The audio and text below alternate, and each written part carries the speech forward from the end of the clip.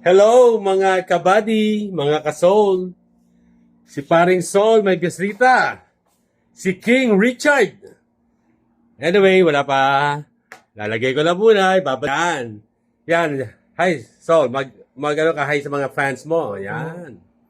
Si King Richard ang aming bisita. Dahil si King Richard ang bisita, sosyal ang kanyang hinandang pasalubong sa kanyang kaibigang si Jaser.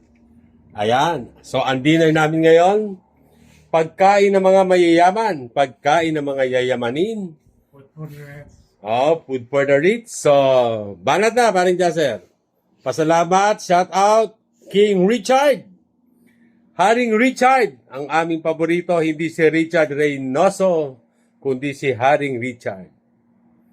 So yan, mga ka-vlog, mga ka-buddy, mga ka-soul.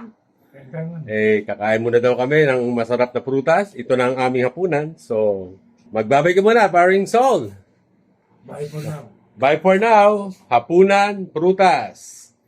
Para lumakas ang aking kaibigan. Bye!